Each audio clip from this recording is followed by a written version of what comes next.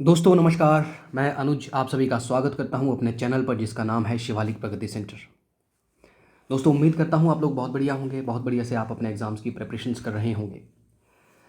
साथियों, जैसे आप लोगों को ज्ञात है कि मैं आपके साथ सामान्य ज्ञान के सवालों को डिस्कस करता हूं। टैट में जो अभी फ़िलहाल मैं आपके साथ टैट की जो परीक्षाएँ हुई हैं उनमें जो सामान्य ज्ञान के सवाल पूछे गए हैं उन सवालों को डिटेल में डिस्कस करने की कोशिश कर रहा हूँ। इससे पहले मैंने आपके साथ टीजीटी टैट का जो एग्ज़ाम 3 दिसंबर को हुआ उसमें जो सवाल सामान्य ज्ञान के पूछे गए थे उनको आपके साथ डिस्कस किया। उसके बाद मैंने एक वीडियो, अपना जो पिछला वीडियो है, जिसमें मैंने आपके साथ जेबीटी टैट का जो नवंबर 2023 में एग्ज़ाम जेबीटी का हुआ, जेबीटी टैट का, उसके सवालों को आपके साथ डिस्कस किया। तो आज उसी का पार्ट 2 मैं आपके साथ डिस्कस कर रहा हूँ, जिसमें कि जो बचे हुए क्वेश्चंस हैं उनको आपके साथ डिस्कस करूँगा। तो दोस्तों यदि आप पहली बार हमारे चैनल पर विजिट कर रहे हैं तो मैं आपको बता दूं, पुराने जो टैट के जेबीटी या टीजीटी टैट हो उन पे जो जो पुरानी परीक्षाओं में जो सवाल पूछे गए हैं उन सवालों को मैंने काफ़ी डिटेल में डिस्कस करने की कोशिश की है। तो यदि आप भी उन एग्ज़ाम्स की प्रिपरेशन कर रहे हैं तो आप उन वीडियोज़ को ज़रूर देखें। और ऐसा नहीं है कि ये, मैं कई बार आपको अपने वीडियोज़ में भी कहता रहता हूँ, पुराने वीडियोज़ में, कि ये सिर्फ़ और सिर्फ टीजीटी या जेबीटी टैट के जो लिए जो विद्यार्थी प्रिपरेशंस कर रहे हैं, जो लोग प्रिपरेशंस कर रहे हैं, ये उन्हीं के लिए बेनिफिट है।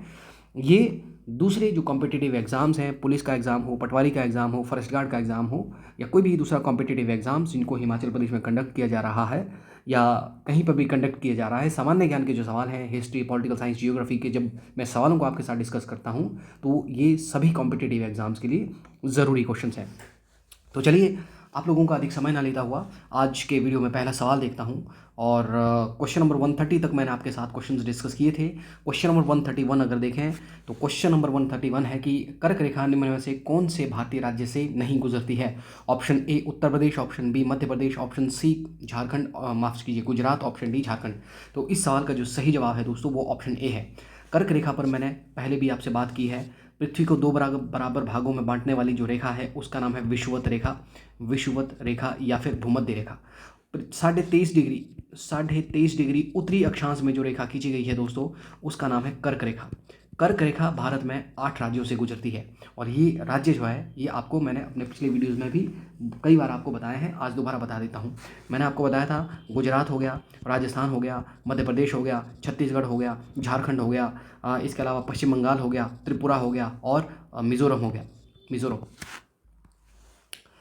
तो कर्क रेखा इन्हीं 8 राज्यों से गुजरती है। तो आप यहाँ पे देख सकते हैं उत्तर प्रदेश, इन 8 जो राज्य मैंने आपको बताए तो इनमें से 8 राज्यों में से उत्तर प्रदेश नहीं है। तो इस सवाल का जवाब उत्तर प्रदेश होगा। ध्यान रखिए, ये कर्क रेखा 23.5 डिग्री उत्तरी अक्षांश में खींची गई है और 23.5 डिग्री 23.5 डिग्री जो दक्षिणी अक्षांश में रेखा जो खींची गई है उसका नाम है मकर रेखा, मकर रेखा। इन 3 रेखाओं में से कर्क रेखा, भूमध्य रेखा और मकर रेखा, इन 3 रेखाओं में से भारत में जो रेखा गुजरती है दोस्तों भारत के 8 राज्यों में, उसका नाम है कर्क रेखा। इस बात का ध्यान रखिए। चलिए नेक्स्ट क्वेश्चन देखते हैं।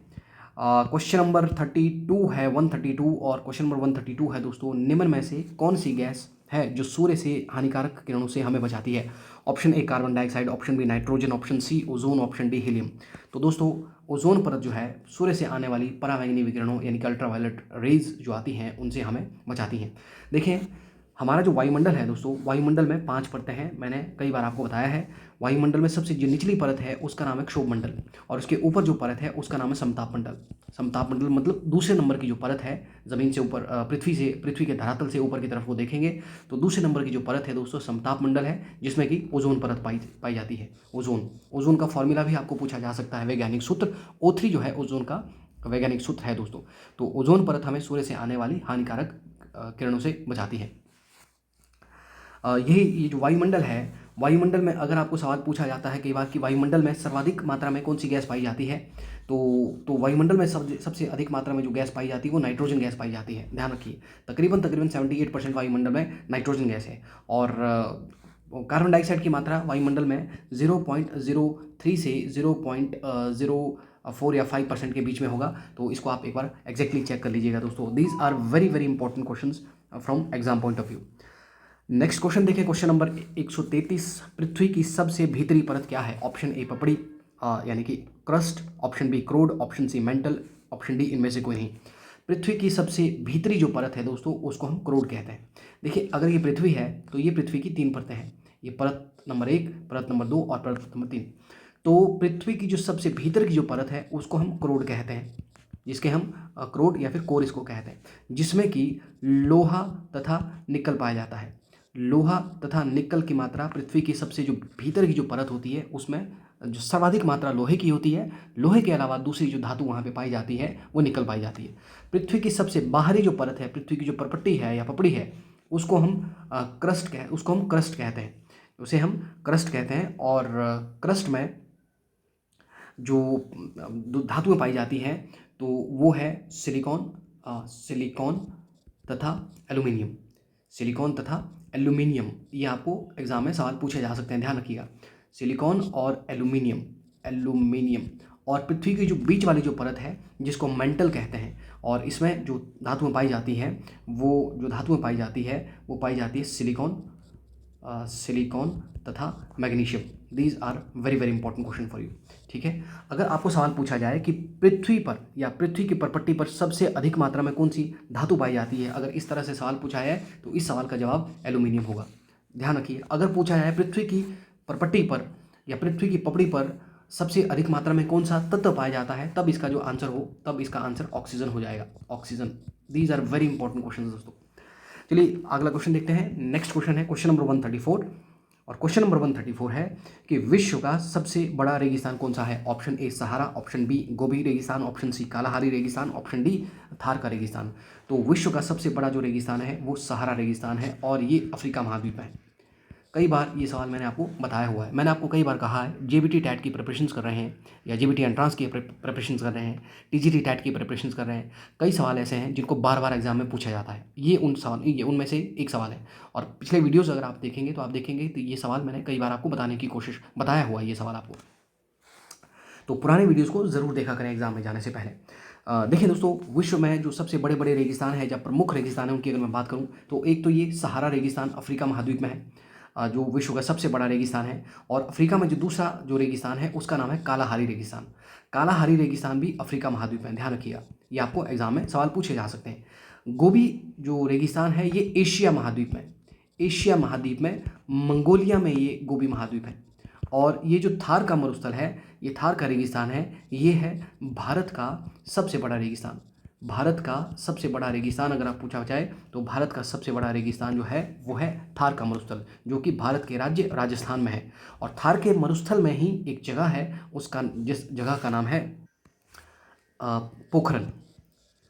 पोखरन भारत में वो साइट है जहाँ पर भारत ने अपना परमाणु परीक्षण जो किया था वो पोखरन में किया था। ये भी आपको सवाल पूछा जा सकता है। न्यूक्लियर टेस्ट जो किया था वो पोखरन में किया गया था। इसके अलावा एक और मरुस्थल है दोस्तों, उसका नाम है अटाकामा मरुस्थल। और ये अटाकामा मरुस्थल जो है दक्षिणी अमेरिका महाद्वीप में है, और ये सबसे सूखा मरुस्थल है। ये भी आपको सवाल इस तरह से पूछा जा सकता है।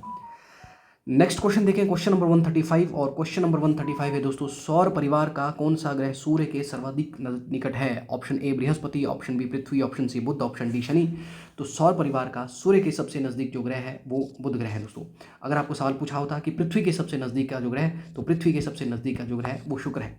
बृहस्पति ग्रह सौर ग्रह में सौर मंडल में जो ग्रह पाए जाते हैं, सूर्य के चारों तरफ जो 8 ग्रह पाए जाते हैं, सबसे बड़ा जो ग्रह है वो बृहस्पति है। शनि ग्रह जो दोस्तों ये सबसे हल्का ग्रह, या फिर इसके चारों तरफ जो रिंग्स हैं, आपको पूछा जा सकता है कौन से ग्रह का घनत्व तो सबसे कम है, तो वो शनि ग्रह है। सौरमंडल में ये 8 ग्रह जो हैं इनके ऊपर मैंने बहुत विस्तार से अपने पुराने वीडियोज़ में एक वीडियो में मेरे को डिटेल में डिस्कस किया हुआ है, तो काइंडली रेफरेंस के लिए उस वीडियो को ज़रूर देखें।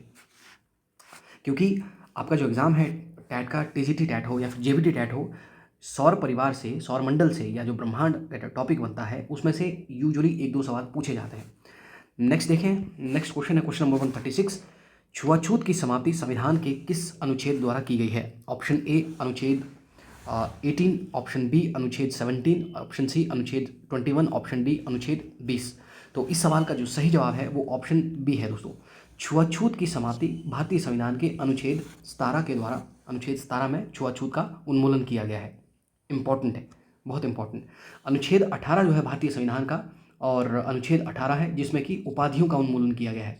अगर आपको सवाल पूछा जाए उपाधियों का अंत भारतीय संविधान में किस अनुच्छेद में किया गया है? तो उपाधियों का अंत अनुच्छेद 18 में किया गया है, एक्सेप्ट शिक्षा के क्षेत्र को और सेना में जो उपाधियां हैं उन एक उपाधियों को छोड़ करके उपाधियों का अंत किया गया है। ये जो आर्टिकल 17 है दोस्तों, ये ना जाने कितने बार एग्जाम में पूछा जा चुका है। टैट में भी पूछा गया था ये अभी, और पिछला जो टैट है उसमें भी, टीजीटी टैट जो है उसमें भी ये पूछा गया था, और आज आप देख सकते हैं जेबीटी टैट में ये पूछा गया है। पीछे भी कई बार पूछा जा चुका होगा। ऑप्शन सी है दोस्तों, इसमें ऑप्शन सी देखिए, ऑप्शन सी है अनुच्छेद 21, और अनुच्छेद 21 है दोस्तों प्राण और देह की स्वतंत्रता। प्राण और देह की स्वतंत्रता जो है, अगर आपको सवाल पूछा जाए भारतीय संविधान में कौन से अनुच्छेद में है, अनुच्छेद 21 में है। ध्यान रखिए, अनुच्छेद 21A या अनुच्छेद 21 क ये अलग है, अनुच्छेद 21 अलग है। अनुच्छेद 21A में 6 से 14 वर्ष के बच्चों को राज्य जो है निःशुल्क शिक्षा प्रोवाइड करेगा। निःशुल्क शिक्षा, 6 से 14 वर्ष के बच्चों को निःशुल्क शिक्षा अगर पूछा जाए भारतीय संविधान के कौन से अनुच्छेद में है, तो अनुच्छेद 21A। और हालांकि ये भारतीय संविधान में जो मौलिक कर्तव्य दिए हैं, जो 11वें नंबर पे जो मौलिक कर्तव्य है वो भी यही है कि माता पिता का ये कर्तव्य है कि 6 से 14 वर्ष के बच्चों को जो है शिक्षा प्रोवाइड कराएं। लेकिन अनुच्छेद 21A की अगर बात करें तो राज्य 6 से 14 वर्ष के सभी बच्चों को निःशुल्क शिक्षा प्रोवाइड कराएगा।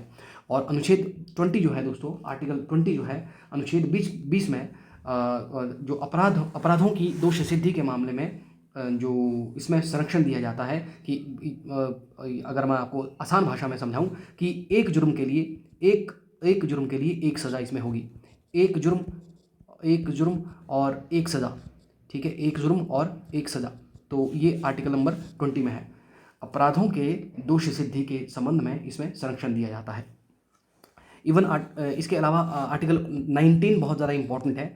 अगर आपको सवाल पूछा जाए वाक और अभिव्यक्ति की स्वतंत्रता, फ्रीडम टू स्पीच, माफ़ कीजिए, right to freedom of speech and expression, वाक और अभिव्यक्ति की स्वतंत्रता भारतीय संविधान के अनुच्छेद 19 में है। Again very very important. Question number 137 देखें दोस्तों, लोहे की वस्तुओं को जंग लगने से कैसे रोका जाता है? ऑप्शन ए क्रिस्टलीकरण, ऑप्शन बी अवसादन यानी कि sedimentation, option C galvanization, option D इनमें से कोई नहीं। लोहा देखिए, लोहा जैसे ही ऑक्सीजन तथा पानी के संपर्क में आता है, लोहा जैसे ही ऑक्सीजन तथा पानी के संपर्क में आता है दोस्तों, तो उस पर जंग लग जाती है, जिसको हम रस्टिंग ऑफ द आयर कहते हैं। तो लोहे को जंग से बचाने के लिए लोहे का गैल्वेनाइजेशन किया जाता है, गैल्वनीकरण किया जाता है, जिसमें लोहे के ऊपर जिंक की परत चढ़ाई जाती है, जिंक जिसको हम जस्ता भी कहते हैं। तो आपको सवाल पूछा जा सकता है कि लोहे का जब गैल्वेनाइजेशन किया जाएगा तो उसमें कौन सी धातु की परत चढ़ाई जाती है? तो इसका आंसर होगा जिंक या फिर जस्ता। नेक्स्ट क्वेश्चन देखिए, क्वेश्चन नंबर 138 देखिए जी, इसी से मिलता जुलता क्वेश्चन है। और क्वेश्चन नंबर 138 है कि जंग का रासायनिक सूत्र क्या है? Option A Fe2O3, option B Fe3O4, option C है FeO, ऑप्शन डी है इनमें से कोई नहीं। जंग का जो रासायनिक सूत्र है दोस्तों वो है Fe2O3, option A is the correct answer. तो क्वेश्चन नंबर 39 को देखें, मानव शरीर की सबसे बड़ी ग्रंथि कौन सी है? ऑप्शन ए यकृत, ऑप्शन बी मलाशय, ऑप्शन सी अमाशय, ऑप्शन सी ग्रसिका यानी कि फूड पाइप। तो मानव शरीर की सबसे बड़ी ग्रंथि जो है दोस्तों वो यकृत है। मानव शरीर की सबसे बड़ी ग्रंथि is right option is option A यकृत। अगर आपको सवाल पूछा होता कि मानव शरीर की सबसे छोटी ग्रंथि का नाम बताइए, तो इस सवाल का जो जवाब हो जाता तो वो पीयूष ग्रंथि हो जाता। पीयूष ग्रंथि हमारे जो मस्तिष्क में होती है। यकृत से और भी कई सवाल बनते हैं दोस्तों। एक तो ये मानव शरीर की सबसे बड़ी ग्रंथि है। यकृत से ध्यान रखिए यूरिया का निर्माण, माफ़ करें दोस्तों, एक इंपॉर्टेंट कॉल आ गया था।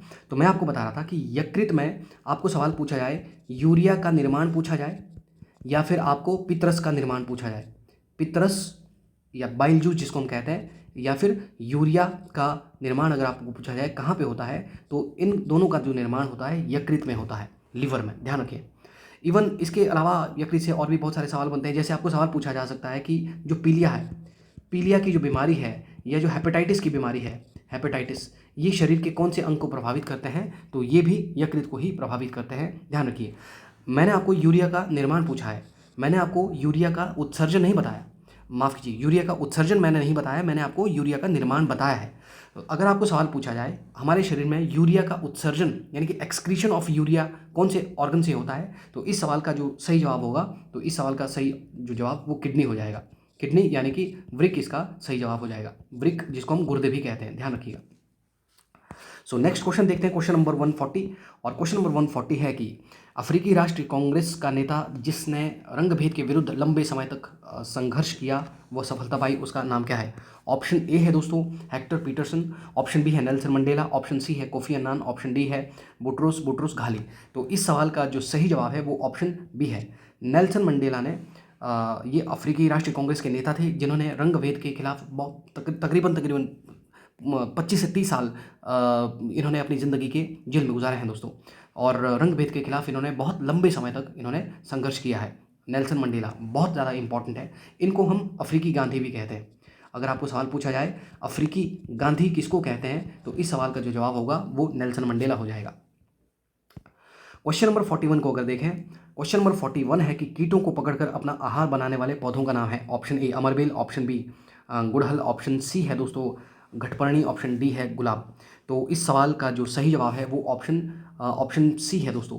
पीचर प्लांट जो है ये इंसेक्टिवोरस प्लांट्स होते हैं, ये कीटों को पकड़कर अपना आहार बना लेते हैं। क्वेश्चन नंबर 142 है दोस्तों, विश्व में सबसे छोटा महाद्वीप कौन सा है? ऑप्शन ए एशिया महाद्वीप, ऑप्शन बी अफ्रीका महाद्वीप, ऑप्शन सी ऑस्ट्रेलिया महाद्वीप, ऑप्शन डी है दक्षिणी अमेरिका महाद्वीप। तो इस सवाल का जो सही जवाब वो ऑप्शन सी है। ऑस्ट्रेलिया महाद्वीप विश्व का सबसे छोटा महाद्वीप है। एशिया महाद्वीप विश्व का सबसे बड़ा महाद्वीप है, चाहे वो जनसंख्या की दृष्टि से हो, जनसंख्या की दृष्टि से, और चाहे वो क्षेत्रफल की दृष्टि से हो। देखिए दोस्तों, विश्व में सबसे ज़्यादा पॉपुलेशन इस समय भारत में है, और भारत के अलावा चीन में विश्व में सबसे ज़्यादा जनसंख्या है।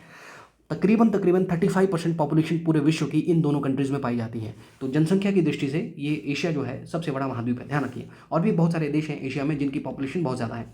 अफ्रीका महाद्वीप को हम अंधा महाद्वीप कहते हैं, अंधा महाद्वीप, या फिर इसे काला महाद्वीप भी कहा जाता है, काला महाद्वीप। अगर आपको सवाल पूछा जाए कौन से देश में सबसे ज़्यादा कंट्रीज़ हैं, कि कौन से किस महाद्वीप में सबसे ज़्यादा देश हैं, तो इस सवाल का जो जवाब है वो भी अफ्रीका ही हो जाएगा। मैंने ऊपर आपको बताया सबसे ज़्यादा जनसंख्या या क्षेत्रफल, तो अगर पूछा जाए सबसे अधिक देश किस महाद्वीप में है, तो आंसर इसका अफ्रीका महाद्वीप होगा। ऑस्ट्रेलिया सबसे छोटा महाद्वीप है, और जो दक्षिण अमेरिका एक महाद्वीप है, उत्तरी अमेरिका एक महाद्वीप है, अंटार्कटिका एक महाद्वीप है, ठीक है। अंटार्कटिका को जो अंटार्कटिका महाद्वीप है, अंटार्कटिका को सफ़ेद महाद्वीप कहते हैं। ये भी आपको एग्जाम में सवाल पूछा जा सकता है, सफ़ेद महाद्वीप। नेक्स्ट क्वेश्चन देखते हैं। नेक्स्ट क्वेश्चन है क्वेश्चन नंबर 143। यांगत्सो नदी किस देश में बहती है? ऑप्शन ए भारत में, option B Pakistan, option C Tibet, option D चीन। तो इस सवाल का जो सही जवाब है, यांगत्सो नदी जो है वो चाइना में बहती है, चीन। इनफैक्ट ये चीन की सबसे लंबी नदी है। चीन की सबसे लंबी नदी जो है यांगत्सो नदी है, और विश्व में तीसरी सबसे लंबी नदी है। क्योंकि विश्व में सबसे लंबी नदी अगर देखें तो उस नदी का जवाब तो उसका आंसर होगा नील नदी। नील के बाद दूसरे नंबर की जो सबसे लंबी नदी है दोस्तों वो अमेजन है। अमेजन के बाद विश्व की तीसरे नंबर की, या फिर एशिया की हम इसको सबसे लंबी नदी भी कह सकते हैं, तो इसका नाम है यांगत्सो नदी, जो कि चाइना में बहती है। नेक्स्ट क्वेश्चन देखें, क्वेश्चन नंबर 144। और क्वेश्चन नंबर 144 है, भारत में घरेलू हिंसा में से महिलाओं का संरक्षण अधिनियम कब लागू हुआ? Option A 2003, option B 2005, option C 2006, option D 2007। तो इस सवाल का जो सही जवाब वो ऑप्शन डी सी है दोस्तों। 2006 में ये भारत में जो घरेलू हिंसा महिलाओं के खिलाफ होती है, इनके अगेंस्ट में जो कानून बनाया गया 2006 में ये लागू हुआ। ये 2005 में बन गया था शायद, इसको एक बार चेक कर लीजिए। 2006 में ये लागू हुआ है, option C is the correct answer. Next question देखें दोस्तों, क्वेश्चन नंबर 145। और क्वेश्चन नंबर 145 है कि इंदिरा बिंदु भारत के किस भाग में स्थित है? ऑप्शन ए उत्तरी भाग में, ऑप्शन बी दक्षिणी भाग में, ऑप्शन सी पश्चिमी भाग में, ऑप्शन डी है दोस्तों पूर्वी भाग में। तो इस सवाल का जो सही जवाब है वो ऑप्शन बी है। इंदिरा बिंदु जो है भारत के दक्षिणी भाग में है। देखिए दोस्तों, अगर ये भारत है, भारत का दक्षिणी हिस्सा है, तो ये यहाँ पे तमिलनाडु है, तमिलनाडु, और यहाँ पर अंडमान निकोबार है, अंडमान निकोबार द्वीप समूह। इंदिरा पॉइंट जो है ये ग्रेट निकोबार में है, निकोबार। तो भारत का जो दक्षिणी हिस्सा है, भारत का जो दक्षिणतम बिंदु है वो निकोबार में, यहाँ पर ये इंदिरा पॉइंट है, इंदिरा पॉइंट। लेकिन अगर आपको सवाल पूछा होता कि भारत की मुख्य भूमि का सबसे दक्षिणतम किनारा कौन सा है, तब इस सवाल का जवाब होता कन्याकुमारी, कन्याकुमारी। ध्यान रखिए, कन्याकुमारी को हम केप कैमोरिन भी कहते हैं, केप कैमोरिन। तो भारत का जो दक्षिणतम किनारा है या भारत का जो दक्षिणतम भाग है उसमें जो पॉइंट स्थित है वो है इंदिरा पॉइंट, लेकिन मुख्य भूमि का पूछा जाए तो कन्याकुमारी। इंदिरा पॉइंट को हम पार्सन पॉइंट या फिर पिगमेलियन पॉइंट भी कहते हैं। अगर आपको भारत का सबसे उत्तरी बिंदु अगर पूछा जाता जम्मू कश्मीर में है तो इसका जवाब होता इंदिरा कॉल। इंदिरा कॉल जो है ये जम्मू कश्मीर में है। अगर आपको सवाल पूछा जाता भारत का सबसे पूर्वी बिंदु जो है कौन सा है, तो इस सवाल का जो जवाब होता वो होता किबिथु। किबिथु जो है ये अरुणाचल प्रदेश में है। अगर आपको भारत का सबसे पश्चिमी बिंदु पूछा होता तो इस जब सवाल का जो जवाब होता वो हो गौहरमोती। तो और ये जो गौहरमोती है ये माफ़ कीजिए, ये गुजरात में है। गुजरात के कच्छ में ये है, या सरक्रीक में ही है। नेक्स्ट क्वेश्चन देखें, क्वेश्चन नंबर 146। और क्वेश्चन नंबर 146 है कि चिल्का झील भारत के किस राज्य में स्थित है। ऑप्शन ए है दोस्तों, ऑप्शन ए है तेलंगाना, ऑप्शन बी है आंध्र प्रदेश, ऑप्शन सी है उड़ीसा, ऑप्शन डी है तमिलनाडु। तो इस सवाल का जो सही जवाब है वो ऑप्शन सी है। चिल्का झील जो कि भारत में खारे पानी की सबसे बड़ी झील है, ये उड़ीसा में है, उड़ीसा में स्थित है। और चिल्का झील एक लेगून झील है, ध्यान रखिए। लेगून झील वो झील होती है जिसका निर्माण समुद्र के पानी से हुआ होता है। तो ये भी एक बार एग्जाम में सवाल पूछा गया था कि निम्न में से कौन सी झील जो है एक लगून झील है, तो आंसर इसका चिल्का झील था। चलिए, भारत में मैंने आपको कई बार कहा, पिछले 1-2 वीडियोज़ में मैंने आपको भारत में जो प्रसिद्ध झीलें हैं वो आपके साथ डिस्कस की हैं। तो झीलें पढ़ने से पहले मैं कई बार आपको बता चुका हूँ, एग्जाम में जाने से पहले झीलों को ज़रूर पढ़िए। नेक्स्ट क्वेश्चन देखिए, क्वेश्चन नंबर 147। और क्वेश्चन नंबर 147 है दोस्तों, भारत का एकमात्र सक्रिय ज्वालामुखी कहाँ पर स्थित है। ऑप्शन ए पिट्टी द्वीप पर, ऑप्शन बी है दोस्तों कावरती द्वीप पर, ऑप्शन सी है लक्षद्वीप, ऑप्शन डी है बैरन द्वीप पर। तो भारत का एकमात्र सक्रिय जो ज्वालामुखी है वो बैरन द्वीप पर है। Again very important question. Next question देखें, क्वेश्चन नंबर 1। और ये बैरन द्वीप जो है ये अंडमान निकोबार द्वीप समूह में है, ध्यान रखें। क्वेश्चन नंबर 148, नर्मदा नदी के संरक्षण के लिए मध्य प्रदेश सरकार द्वारा शुरू की गई योजना का क्या नाम है। ऑप्शन ए नमामि गंगे, ऑप्शन बी तापी जल संरक्षण योजना, ऑप्शन सी है नदी जल संरक्षण योजना, ऑप्शन डी है नमामि देवी नर्मदे। तो इस सवाल का जो सही जवाब है वो है नमामि देवी नर्मदे। नर्मदा नदी के संरक्षण के लिए मध्य प्रदेश सरकार के द्वारा शुरू की गई योजना है। क्वेश्चन नंबर 149 है कि फ्रीडम फॉर फियर किताब का लेखक कौन है। Option A Nelson Mandela, option B है Aung San Suu, option C है दोस्तों विपिन चंद्र पाल, ऑप्शन डी है बाल गंगाधर तिलक। और इस सवाल का जो सही जवाब वो ऑप्शन बी है। आंग सान सू की किताब है फ्रीडम फॉर फियर। और आंग सान सू को हम म्यांमारी गांधी भी कहते हैं। म्यांमारी गांधी अगर आपको पूछा जाए किसे कहते हैं, म्यांमार कंट्री के से ये रिलेटेड है, तो म्यांमारी गांधी आंग सान सू को कहते हैं। तो इनकी जो किताब है वो है freedom for fear. Nelson Mandela, जैसे कि अभी मैंने आपको बताया इसी वीडियो में, इनको हम अफ्रीकी गांधी कहते हैं। और नेल्सन मंडेला ने जो बुक लिखी है वो भी एग्जाम में आपको पूछी जा सकती है। वो बुक का नाम होगा long walk for freedom. Long walk for freedom जो है आपको पूछा जाए किसकी किताब है, तो इस सवाल का जो जवाब होगा वो नेल्सन मंडेला होगा। लॉन्ग वॉक, माफ़ कीजिए दोस्तों, लॉन्ग वॉक टू फ्रीडम होगा। लॉन्ग वॉक टू फ्रीडम ये नेल्सन मंडेला की ऑटोबायोग्राफी है। और बिपिन चंद्रपाल और बाल गंगाधर तिलक, ये मैंने पहले भी आपको बताया ये गर्म दल के नेता हैं। बाल गंगाधर तिलक ने एक किताब लिखी जिस किताब का नाम है गीता रहस्य। गीता रहस्य अगर पूछा जाए किसकी किताब है, वो बाल गंगाधर तिलक की है। और इन्होंने एक नारा दिया, स्वराज मेरा जन्मसिद्ध अधिकार है, मैं इसे पाकर ही रहूँगा। नेक्स्ट क्वेश्चन देखें दोस्तों, क्वेश्चन नंबर 150 है आज का लास्ट क्वेश्चन। वो है कि मानव अधिकारों की सार्वभौमिक घोषणा को संयुक्त राष्ट्र संघ के महासभा ने कब स्वीकृत और घोषित किया। ऑप्शन ए 1 दिसंबर 1946, ऑप्शन बी 11 दिसंबर 1945, ऑप्शन सी है 1 जनवरी 1947, ऑप्शन डी है 10 जनवरी 1948। तो इस सवाल का जो सही जवाब है वो ऑप्शन डी है, माफ़ कीजिए 10 दिसंबर है। अगर मैंने 10 जनवरी कह दिया हो तो उसके लिए माफ़ी चाहता हूँ। 10 दिसंबर को मनाया जाता है मानव अधिकारों को सार्वभौमिक घोषणा के लिए संयुक्त राष्ट्र संघ की महासभा ने स्वीकृति इस दिन दी है 10 दिसंबर को। इसलिए हम 10 दिसंबर को human right international human right day भी हम मनाते हैं। सो दोस्तों इस वीडियो में इतना ही। तो इस वीडियो में जितने भी सामान्य ज्ञान के सवाल थे उन सवालों को मैंने आपके साथ डिस्कस किया। और आगे आने वाले समय में जो कॉम्पिटिटिव एग्ज़ाम्स होते हैं मैं कोशिश करूँगा, हो सकता है, मुझे लगता है कि मैंने JBT पर काफ़ी ज़्यादा वीडियोज़ बना दिए हैं। उनमें से कुछ एक वीडियोस ऐसे हैं जिनमें मैंने कई बार, पहले हम क्या करते थे, जो जब भी जेबीटी का एग्ज़ाम होता था, टैट होता था, उसी दिन आंसर की डाल देते थे। उसमें सिर्फ मैं सवालों के आंसर बताता था, सवालों को डिटेल में डिस्कस नहीं करता था। कुछ एक क्वेश्चन पेपर मैंने उस तरह के डाले हुए हैं। अब मैं उनको चेक करूँगा, अगर उनको डिटेल में मैंने डिस्कस नहीं किया हुआ तो उनको मैं डिटेल में आपके साथ डिस्कस करूँगा। बाकी जो कॉम्पिटिटिव एग्ज़ाम होते हैं उनके लिए भी मैं कोशिश करूँगा सवालों को डिस्कस करने की। तो आज के वीडियो में दोस्तों इतना ही। फिर आपके साथ जल्द मुलाकात करने की कोशिश करूँगा। तब तक के लिए इजाज़त दीजिए। नमस्कार, जय हिंद, जय भारत।